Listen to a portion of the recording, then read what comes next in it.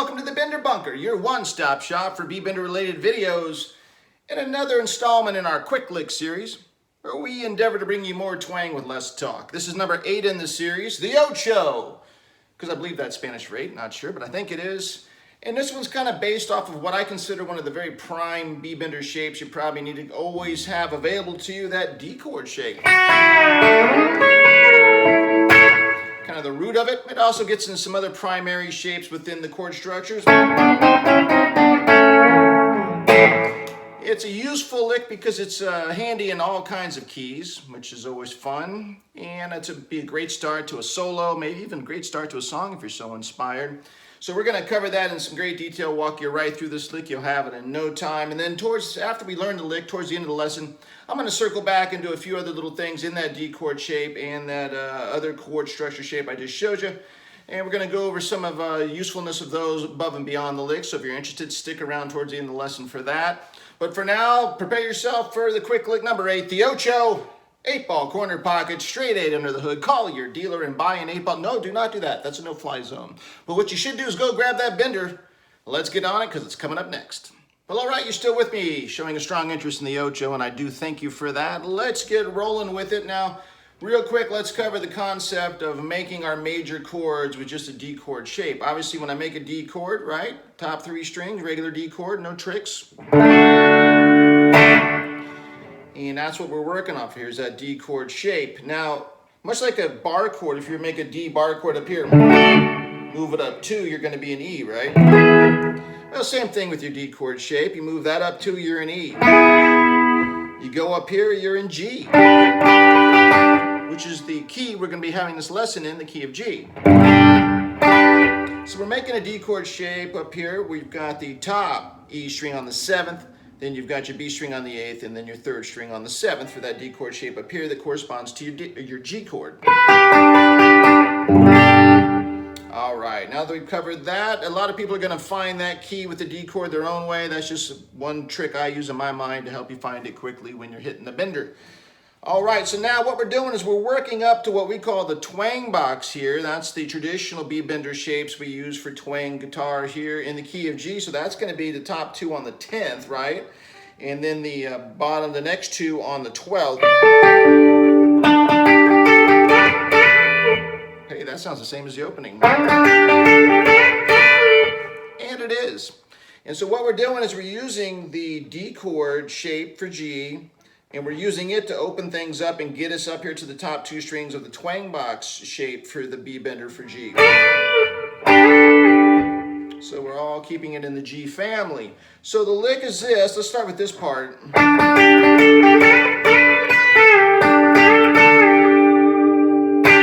All right, and to do that, we get that D chord shape going up there like I showed you earlier, up there on the 7th fret.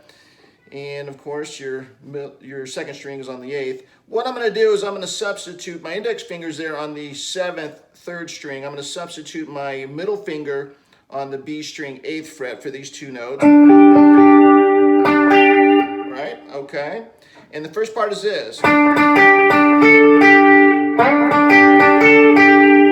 Very traditional pedal, still kind of opening. And so what we're doing is we're hitting 2 notes on the G string 7th to start things off. Then we go up there to the 8th fret on the B string with our middle finger, hit that once, and then come back to the 7th on the G. You can just keep, once you get those fingers in position, just keep them there and do those 4 notes.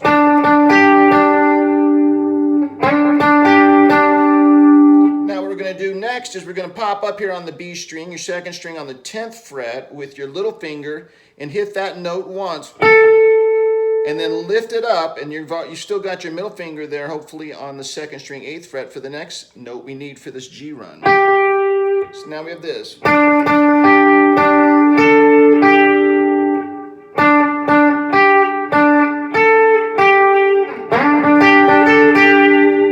Which, you know, when you think about it, is exactly the same as working that traditional G twang box. But here's why this is a harder way to do it, and why I'm starting it down here with this D chord shape, is because the next part is this.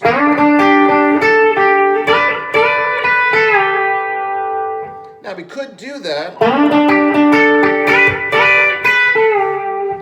have to do is I have to really jump out of here and reposition for that D chord shape in that situation if I go with the traditional twang box opening. Whereas if I stay down here with the D chord shape pretty much already in play, that's going to ergonomically be my best play for easy hand motion during this Bender lick. So that's what I'm recommending to you. All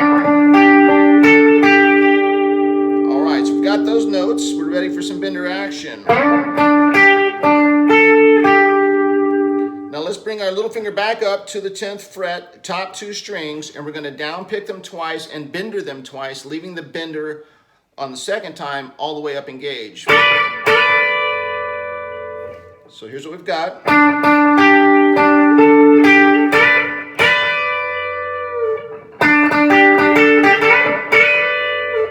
And actually, now I think about it, on that 2 benders, I think I'm up picking those, make it a little bit easier. Okay, 1, 2, benders fully engaged. We're going to go back to the D shape of whence we came. So what I'm doing is now I'm dropping down my index finger, high E 7th. I'm going to hit that note. Middle finger's dropping to the B string 8th, which is already bent. I'm going to hit it and let the bender down. Then the index finger is going to hop over to the 3rd string 7th.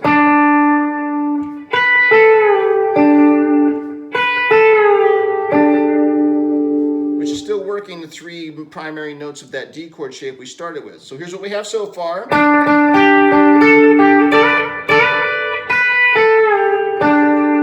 of course the bender's down now.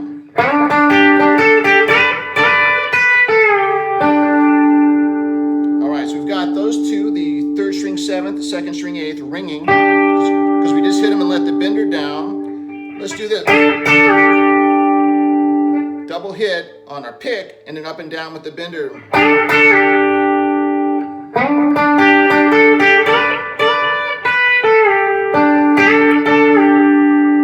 And I am up picking those 2, your 2nd and 3rd string.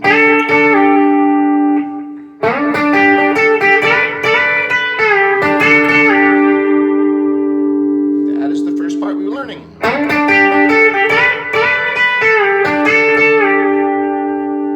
All primarily working out of kind of that D chord shape for G. All right, let's go ahead and tackle the next part. All right, you're still with me. We just come off this part, which means we've got those 2 notes are ringing. Again, I've got the B string on the 8th and the G string on the 7th. Bender's unengaged now, so we're coming off that bend into this part. And the way we do that is after we come off the bend, we let our index finger sneak down on the 3rd string again to the 5th fret. And when it gets there, I up pick it once. I let my ring finger come up to the G string 7, pull off of it once, and then go down to the 4th. Again, that's all happening off of just one pick of the note once my index finger gets to the G string 5th.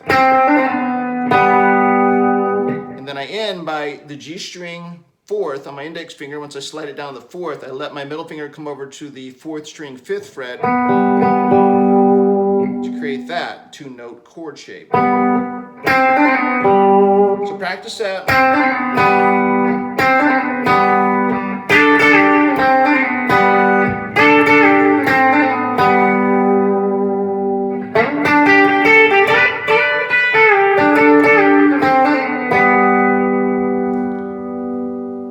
Of course, those 2 notes right there are just the inside notes of a G bar chord. That's why they sound so darn good in G. All right, so there we are. We've got that. We're going to do this next. So we're still using our 3rd and 4th string. We're just going to go to a slightly different position with our fingers. We're going to keep our index finger there on the 3rd string. We'll let it go up to the 5th. And we're going to let our ring finger go up to the 4th string 7th, create that 2-note shape. And we're going to go 1, 2, 3 on that. Up, 1, 2, 3. So we start here.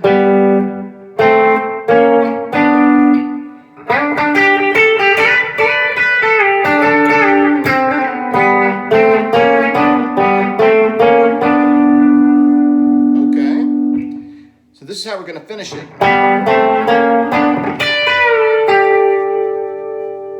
So we worked our way up on the 3rd and 4th string, like we just learned, those shapes.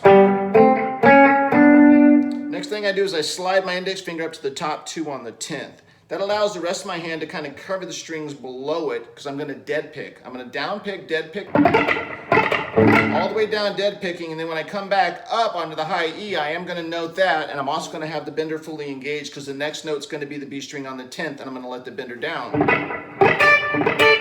So there's the dead pick coming back to the high E on the 10th, right?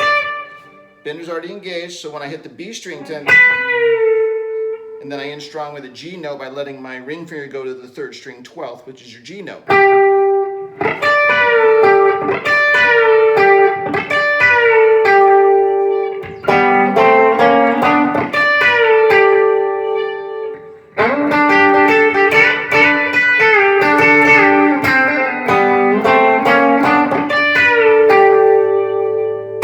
That, my friends, is indeed the Ocho.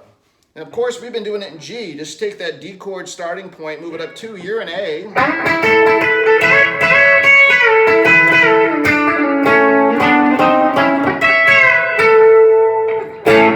Move it up and down the neck, starting with where you want that D chord shape to begin your key.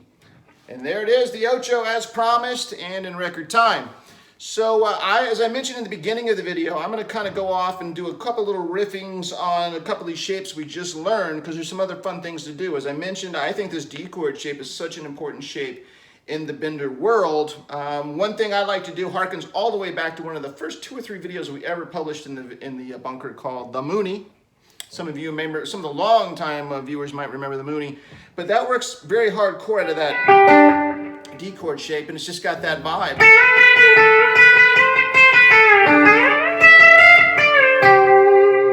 Right? And so what that is using that D chord shape in G like we just learned, and of course there's the 10th, we learned that as well, right?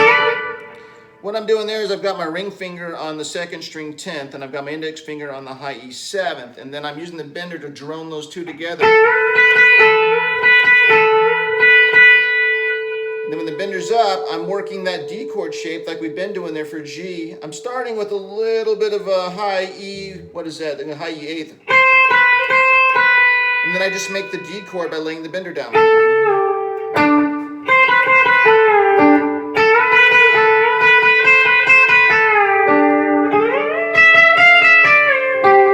And all I'm doing is exactly the same thing, just brought up here to this D chord starting point, which is going to be for the key of C.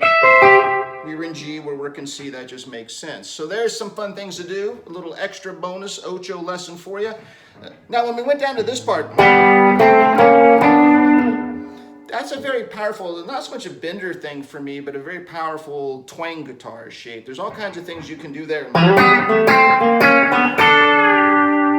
That's just fun to play with and start songs with. And of course we're in G for this one. Those are the shapes we've already learned. Then when you get there, you're actually at your 3rd string on the 7th. You're right there where you could add your middle finger on the 2nd string 8th, which is the beginning of that D chord shape for G. That'll work up and down the neck as well. Another flashy thing you can do just for twang guitar.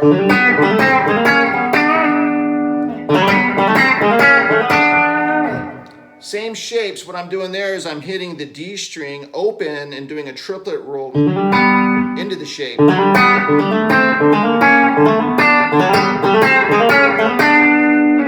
So that's fun if you're just doing some straight twang guitar. And a more bluegrass, if I'm on acoustic, I'll work those shapes, but I'll work them with the G string being open.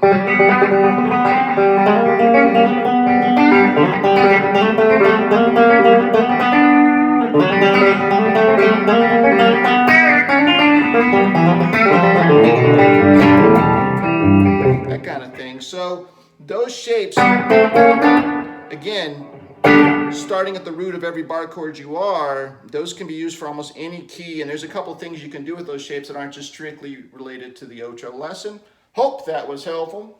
If you enjoyed any part of this, great time to hit the thumbs up button. And again, we've made it very easy to subscribe to this channel now. YouTube showed me a trick on how to put that subscribe button permanently embedded there at the corner of your screen. Should be able to put your mouse and subscribe straight to the channel without any secondary steps. So if you're new to the bunker and you want to be reminded of when we put these lessons out and be a subscriber, let's do that now, because I'm trying to put out 1 or 2 of these a month. And we should be picking up the pace with a lot more lessons here in the near future because the weather has finally cooled the heck down here in Central Texas. It's one of the hottest summers we've ever had, and it's nice to be back in the bunker with the lights on me now without dying. No ceiling fan, no AC in the background. This is the best time to shoot videos. One of the nice things about fall and winters, we can get a lot more lessons out to you. All right, that's all I've got for you now. I'm going to end as we always do. Say it with me if you know it. It is never too late to go on a bender. Hope you do. Appreciate you watching, and I'll see you next time.